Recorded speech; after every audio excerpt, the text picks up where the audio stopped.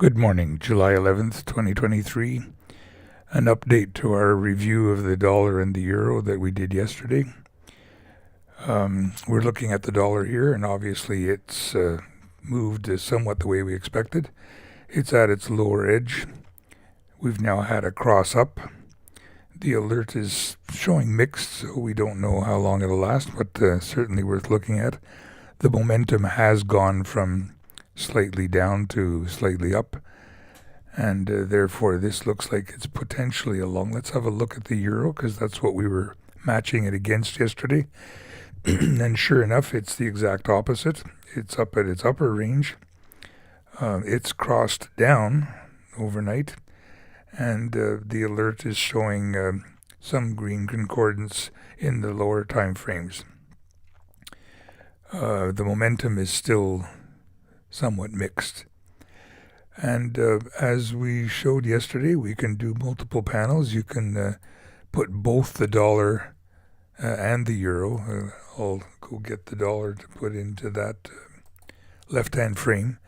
So you can have the dollar on one side and the euro on the other, which is lets you compare them. You can see the dollar's come down, the euro's gone up, and they're about to switch. The dollar, having come down, is at its lower range, and the signal is showing that it's turning up.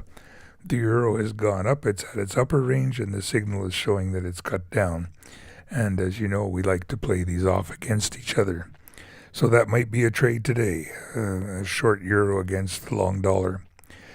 And just to show you the ultimate feature on this, in the tabs across the top where we can have Forex or fixed or equities or sectors and so forth, if you pick Forex, you can get an 8-panel view that lets you have a look at the overall sector, and you can put any ticker you want in any of these smaller panels.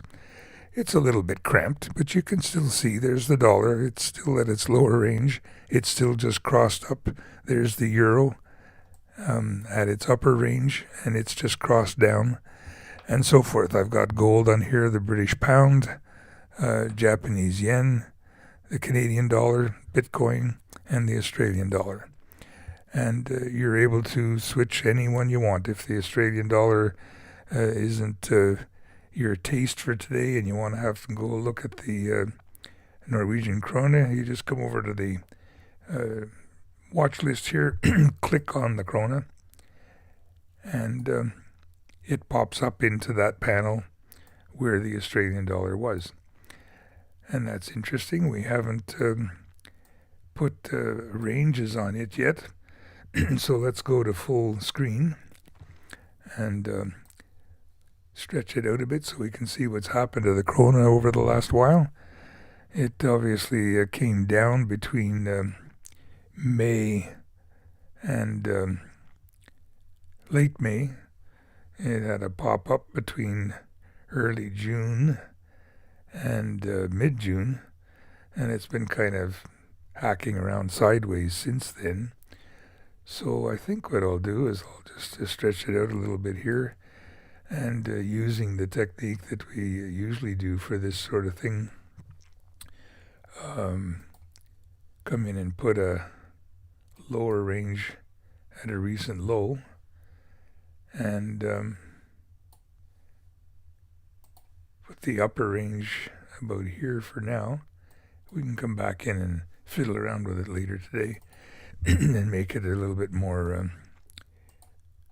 appropriate for what we're trying to do with it. I prefer to have them be a line, and because it's the upper range, I'll want it to be green. And similarly, if we come and do the lower one, I'd also prefer that it be a line, and I normally have the lower one in red. So that gives me an instant visual representation of the krona's range right now. It's at its upper edge. It's crossed up in a rather seesaw, sloppy momentum fashion, but nonetheless it is trucking up right now. And the alert panel is also showing fairly good concordance across all of the lenses going up. So anyway, that is just a way to show you that there is a possibility of showing all 8 panels of the Forex sector and putting whichever ticker you want in each one. So we'll finish this up for now by going back to the original pair that we were looking at, which is dollar euro, and we'll obviously keep an eye on that today during the day.